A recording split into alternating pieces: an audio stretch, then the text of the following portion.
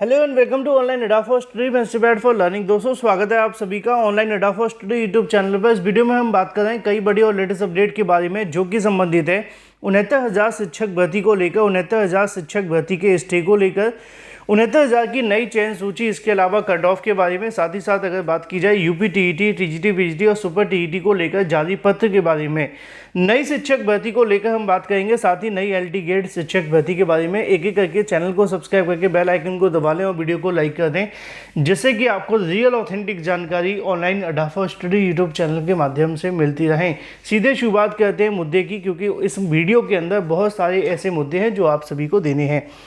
चलिए बात करेंगे सबसे पहले अपडेट के साथ। दोस्तों आगे बढ़ने से पहले हम बात करें सुपर टीईटी 2025 की बेस्ट बुक के बारे में, जो कि चक्षु प्रकाशन की है। जैसा कि आप जानते हैं कि सुपर टीईटी के लिए आपके पास में एक बेस्ट स्टडी मटेरियल होना चाहिए, और बेस्ट स्टडी मटेरियल के लिए चक्षु प्रकाशन ने अपनी बेस्ट बुक लॉन्च कर दी है 2025 एग्जाम के लिए, जो कि आपको स्टडी गाइड देखने के लिए मिलती है प्राथमिक स्तर भर्ती परीक्षा के लिए, जिसमें आपको 5,000 से ज़्यादा बहुविकल्पीय क्वेश्चन और 2 सॉल्व पेपर भी देखने के लिए मिलते हैं 100% आपके सिलेबस पर आधारित, जैसा कि आप सभी अपनी स्क्रीन पर देख सकते हैं। इस बुक में आप सभी को बेस्ट स्टडी मटेरियल के साथ में बेस्ट क्वेश्चंस भी देखने के लिए मिलते हैं, क्योंकि आपकी परीक्षा में आने वाले वो सभी एक्सपेक्टेड क्वेश्चन आपको इसमें देखने के लिए मिल जाते हैं, और उन सभी क्वेश्चंस की आप सभी को सटीक और सही उत्तरमाला भी दी जाती है व्याख्यात्मक हल के साथ। चक्षु प्रकाशन का स्टडी गाइड के साथ में प्रैक्टिस सेट भी आता है, जिसको आप परचेज करके अपनी तैयारी और बेहतर बना सकते हैं। आप इसे चक्षु.com या फिर किसी भी अमेजॉन, फ्लिपकार्ट या किसी भी ऑनलाइन वेबसाइट से परचेज कर सकते हैं। साथ ही साथ अपने नज़दीकी स्टोर से जाकर भी ले सकते हैं। मैंने आपको इसके लिंक वीडियो की डिस्क्रिप्शन में दे दिए हैं। आज ही परचेज करें अपनी बेस्ट प्रिपरेशन के लिए और सुपर टीईटी में एक सीट लेने के लिए। और सबसे पहली जो अपडेट आपको देखने के लिए मिलती है वो है आपकी 69,000 को लेकर। फिर मैं आता हूँ इन तमाम मामलों को लेकर। 69,000 शिक्षक भर्ती को लेकर, जैसा कि दोस्तों आप जानते हैं कि पहली सुनवाई जब सुप्रीम कोर्ट में देखने के लिए मिली, तो ओबीसी एससी अभ्यर्थियों के माध्यम से एक कैविएट फाइल की गई थी सुप्रीम कोर्ट के अंदर, ठीक है। अब जो वो कैविएट सुप्रीम कोर्ट के अंदर फाइल की गई थी, तो ओबीसी एससी अभ्यर्थियों को लगता था कि वहाँ से स्टे नहीं लगेगा, लेकिन ऐसा हुआ और स्टे लग गया। अब स्टे लग जाने के बाद आगे की चीज़ों को लेकर बात की जाए, तो अगली जो सुनवाई लगी हुई थी वो 23 सितंबर को थी, ठीक है। 23 सितंबर को जब इस मामले पर 69,000 शिक्षक भर्ती में सुनवाई के लिए लगाया गया, तो वहाँ पे जो कहीं ना कहीं सुनवाई है वो नहीं हो सकी। उसकी सबसे बड़ी वजह आप सभी जानते हैं कि जो एक जजेस थे वो वहाँ अवेलेबल नहीं थे, और आपकी जो बेंच है वो नहीं बैठी। अब उसके बाद 69,000 को लेकर जो नई चयन सूची जारी करने के लिए या डबल बेंच के माध्यम से आदेश दिया गया था कि 69,000 शिक्षक भर्ती के अंदर जो भी आरक्षण से संबंधित मामले पे घोटाला हुआ है उसको लेकर सरकार के माध्यम से एक नई चयन सूची बनाई जाए। नई चयन सूची बनाते हुए जो भी ओबीसी एससी के नए अभ्यर्थी चयनित होते हैं उनको नौकरी दे दी जाए, और जो अभ्यर्थी इस मामले से प्रभावित होते हैं उनको बाहर कर दिया जाए। ये आदेश डबल बेंच के माध्यम से दिया गया था। तो सबसे बड़ा सवाल यहाँ पे देखने के लिए मिल रहा था कि अगर 23 तारीख को सुनवाई इस मामले पर नहीं हुई और कोर्ट के माध्यम से 23 तारीख तक इस मामले को स्टे कर दिया गया था, तो क्या वो आज की तारीख में स्टे है या वो स्टे हट गया है? अगर स्टे हट गया है तो फिर नई चयन सूची और कट ऑफ जारी की जा सकती है या नहीं? ये दो सवाल हैं जिसको लेकर बहुत सारे अभ्यर्थियों ने कहा कि लगातार अभ्यर्थियों का कहना था कि सर आप 69,000 की अपडेट नहीं दे रहे हैं। तो बीच में थोड़ा सा बिजी था मैं, जिस वजह से आप सभी के बीच में रेगुलर चीज़ें नहीं आ पाई थी, लेकिन अब मैं रेगुलर हूँ, आप सभी को जानकारी देने के लिए तैयार भी। अब बात कर लेते हैं आप सभी के स्टे के बारे में। वैसे तो मुझे इसका जवाब पहले से पता था, लेकिन मैंने कई अधिवक्ताओं से इस मामले में पूछा कि सर अब मामले को लेकर जो सुनवाई की तारीख है वो 15 अक्टूबर तय की गई है, और कोर्ट के माध्यम से कहा गया था कि स्टे लगा दिया जाए 23 सितंबर तक। अब सुनवाई नहीं हुई तो स्टे का क्या होगा? तो उन्होंने कहा कि आमतौर पर जब किसी मामले को लेकर स्टे लगा हुआ होता है और सुनवाई नहीं हो पाती है, तो अगली सुनवाई होने तक उस स्टे को रिमेन स्टे कर दिया जाता है, यानी कि स्टे लागू रखा जाता है। तो मैंने पूछा कि क्या अब सरकार नई चयन सूची और कट ऑफ जारी कर सकती है? उन्होंने कहा कि नहीं, क्योंकि मामला अभी स्टे है।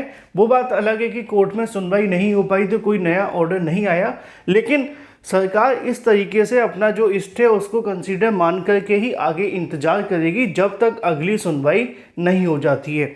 तो अभी के लिए जो लगा था, अलग अलग जो चैनलों के माध्यम से कहा जा रहा था, मुझे बहुत सारे अभ्यर्थी पूछ रहे थे कि सर कुछ लोगों का कहना है कि 69,000 में स्टे हट गया है, तो क्या नई चयन सूची अब जारी हो सकती है? तो उसका जवाब है कि अभी स्टे नहीं हटा है। वो बात सच है कि अभी इस मामले पर सुनवाई नहीं हुई है, लेकिन जब सुनवाई होगी और जब कोर्ट के माध्यम से स्टे हटाया जाएगा तभी वो माना जाएगा। अब चाहे वो 15 तारीख को सुनवाई हो या 15 को ना भी हो, तब भी वो स्टे लागू रहेगा जब तक कोर्ट नहीं हटा देती है या आदेश नहीं दे देती है। तो ये बात आप सभी को ध्यान में रखनी है। अभी स्टे रहेगा जब तक सुनवाई नहीं हो जाती, चाहे वो अगली को हो या अगली की अगली बात। जब कोर्ट हटाएगी तभी स्टे हटा हुआ माना जाएगा, अदरवाइज नहीं।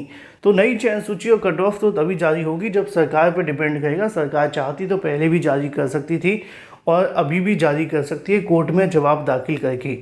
बात कर लेते हैं अपनी अगली अपडेट के बारे में, जो कि संबंधित है यूपी टीईटी, टीजीटी, बीजीटी और सुपर टीईटी के बारे में, या उत्तर प्रदेश में नई शिक्षक भर्ती को लेकर पत्र के बारे में।